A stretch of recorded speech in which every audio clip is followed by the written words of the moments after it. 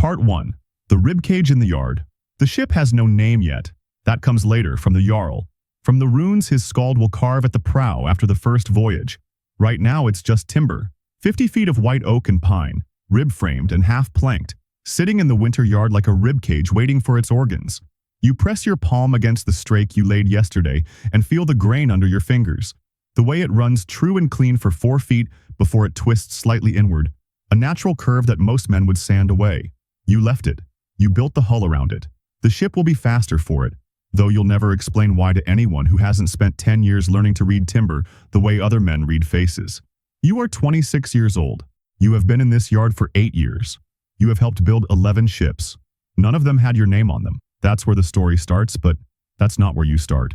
You start 3 miles north of here, on your father's farm. The third son?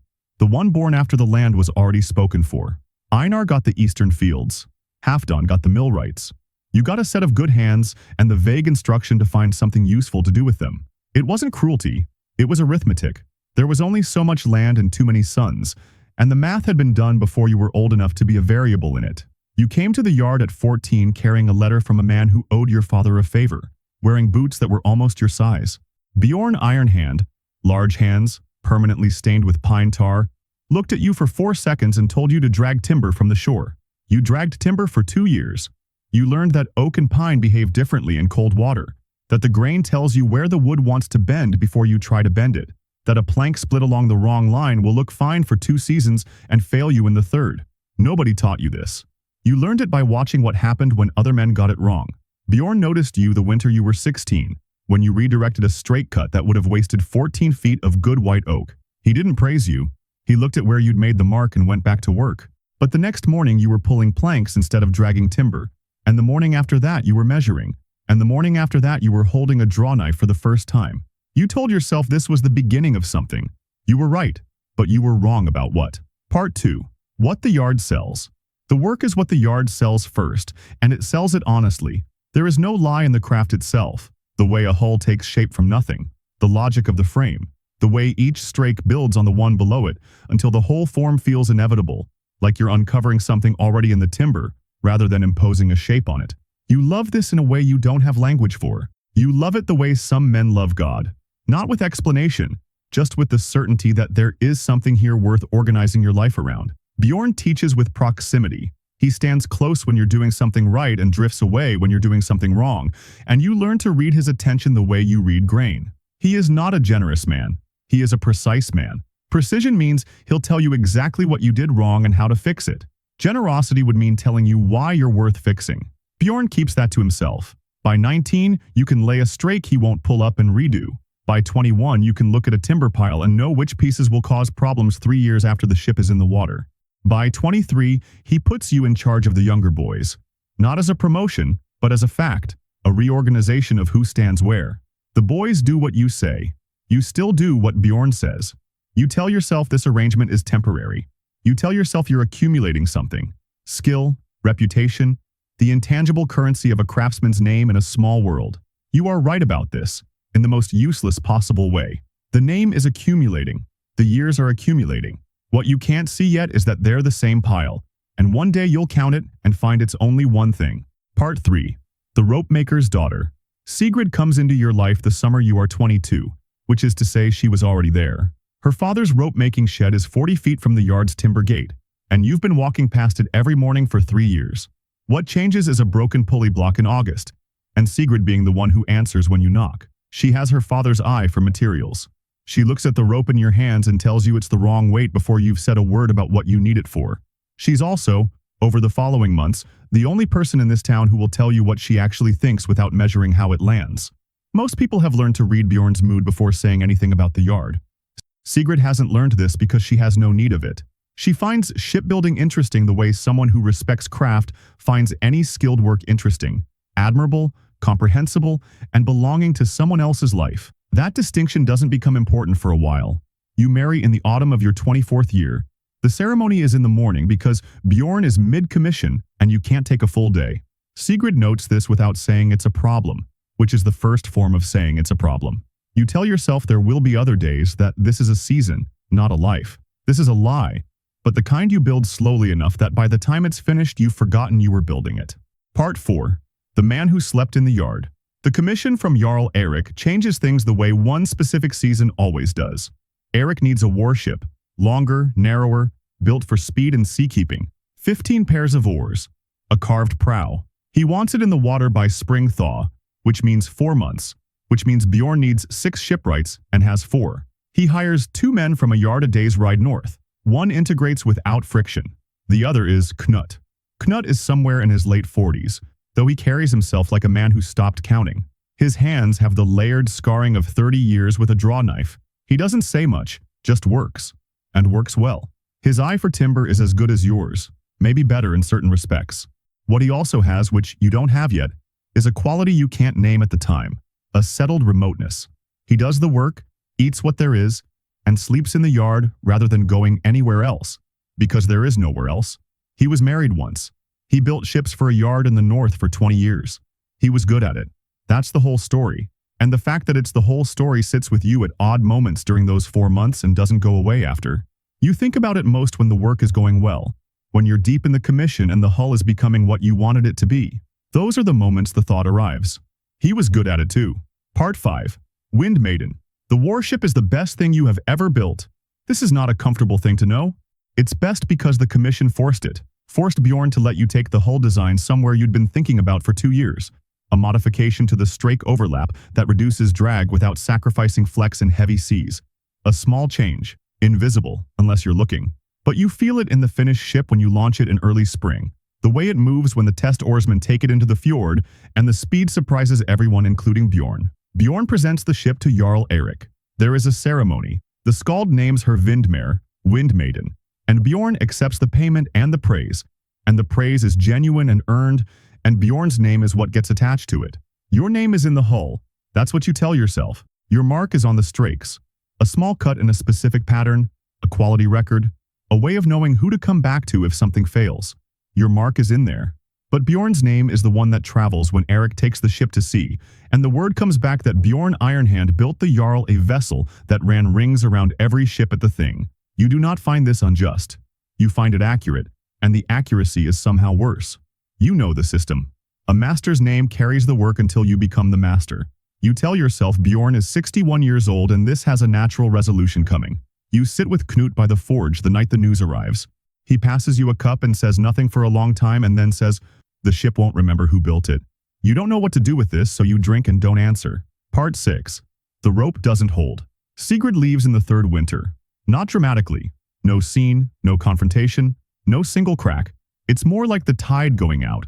A slow recession you notice only when the waterline is already gone. She goes north to her sisters in October for a birth. October becomes November. The birth is done and she stays. It's spring and she's still there and you've sent word twice and meant to go and haven't. She sends back one message, carried by her father. The rope doesn't hold if only one person is pulling it. You understand this completely. You go north a week later. The conversation is quiet and civil. You both say things that are true. None of it changes anything because the thing that would need to change is the same thing that makes you any good at what you do. She isn't asking you to stop caring about ships. She's noting that the ships have filled the space where she was, and the space before her, and the space you were trying to fill when you walked into the yard at 14 with somebody else's boots, and a need to make something permanent in a world that had arranged things so nothing of your family's land would ever be yours. She's right. You know it in the moment she says it. You go back to the yard 2 days later because there's a commission to finish. The going back is also an answer, and you both know it. Part 7. One day is the custom. Bjorn dies the spring of your 30th year. Not in the yard, in his sleep, without drama. His wife sends word in the morning. The yard stops for a day, which is the custom, and then starts again because the custom is 1 day. You are the most experienced man left. The work continues. Bjorn's name stays on the yard because his widow owns it and knows the name is worth money, and she's not wrong. She asks you to run things, and you do, and your name begins appearing alongside Bjorn's in the records. You are not the master. You run the yard. The distinction takes longer to collapse than you expect. This is the period people talk about when they talk about your work. The ships you build in your 30s are known, discussed at the thing, at the market at Kaupang, among men who care about what carries them over open water. One of your cargo Nurs makes 3 voyages to the far north islands and comes back each time, which is not luck. It's the hull sealing, the timber selection, decisions nobody who sailed on it could articulate, but that kept them alive through 2 storms that took other ships. You don't sail on any of them. You never sail. You stay and build the next one. There's always a next one. There's a waiting list now. Merchants, jarls, men who've heard the name and want what the name guarantees. You could turn work away if you wanted. You don't want to. That's the part you don't examine closely. You are 34 and have never been on open water longer than it takes to test a hull in the fjord. You have built 27 ships. 27 ships have carried men to places you'll only hear about secondhand, in accounts from men who come back changed in ways that require actually going. You have the skill to build the vessel. You have never used the vessel. Part 8. The accounting. Knut dies the winter you are 36, in the yard, where he lived. The yard buries him near the timber stacks, which feels right and feels like a warning in a language you've been given before. You all stand at the grave in the cold and then go back to work because there is work. You go home that night to the house you've had for 10 years, still half organized in Sigrid's logic even though she's been gone 7 years. A ghost order you've never disrupted because disrupting it would mean acknowledging the space she left. You sit at the table and think about Knut, about Bjorn, about 31 ships and the 40-odd men those ships carried somewhere, and you do an accounting. Here is what you have: a reputation, skills that are rare and genuine, enough food, a house, the respect of men who know the work, calluses on both palms in the exact same places Knut had them, in the same places Bjorn had them. Here is what you don't have: the thing you came to the yard for. Not the money, not the status, the other thing, the permanent one, the proof. 31 ships carried men to places they'll talk about the rest of their lives. The ships are out there, in harbors, on beaches, in countries you don't have names for. Your hands are in every plank. None of it is proof of you. It's proof of the jarl, the merchant, the captain. You're in the records, if the records survive. You're in the grain, if anyone knew to look. You thought the ships would be the permanents. They are the opposite. They carry men away from where they started, and you are the man who stays behind every time. Part 9. Drag timber from the shore. You are 41. The yard is yours. The widow died 3 years ago. The sale arranged the way these things get arranged when a man has made himself indispensable long enough. Your name is on it. The name is known. A boy came last week with a letter from a man who owed someone a favor. 14 years old, boots close to his size, carrying the particular quality of wanting that you recognize because you spent years wearing it yourself. You looked at him for 4 seconds. You told him to drag timber from the shore.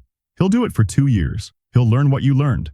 Watching, failing, slowly, not failing. He'll learn to read grain. He'll build things that carry men to places he'll never go. If he's good and stays and makes himself necessary, his name will appear in records and his hands will be in hulls, and he'll stand in a yard in his 40s looking at a new boy and recognizing the wanting in that boy's face the way you recognized it in yours. You could tell him. You could name the exchange directly. What this world gives. What it takes. The ships are built to leave and you are built to stay. And you will spend your life making the thing that goes where you don't. And by the time you understand this, it will be the life you've lived and not a choice you're still making. But that's not how yards work. He wouldn't hear it yet. The work is real, the skill genuine, and the thing that brings him here, the need to make something permanent with his hands in a world that arranged things so nothing permanent would otherwise be his. That need is true, even if the answer it finds isn't the one he's looking for. So you tell him to drag timber, and he goes. Part 10. Your hands are in it. Somewhere out there right now, a ship you built is on open water. Grain true, strakes holding, the hull doing in the sea what you knew it would do when you felt it in the timber 10 years ago. Carrying men you'll never meet to a place you'll never see. A ship is built to carry men away from where they started. You are the man who stays behind every time. You gave your life to building the vessel that goes where you don't, and by the time you understood the exchange, it was already complete. The boy dragging timber from the shore doesn't know this yet. He will. He'll spend 20 years learning it one plank at a time, one commission at a time, one winter at a time. And when it lands, he'll be standing in a yard with calluses in all the right places and a house with the ghost logic of someone who left quietly and a name in records nobody says aloud at the thing. Right now, though, he's at the shore. You can hear the drag of timber on gravel. It sounds exactly the way it sounded when you were him. The weight of it, the resistance, the cold off the water. He's doing it the slightly wrong way. The way that means he'll learn something by tomorrow he couldn't have been told today. Your hands are in it. 31 ships, your hands in everyone, the ships everywhere, and you are here. That's what you have. That's the whole of what you have, and it's real. And it wasn't enough, and you built it anyway.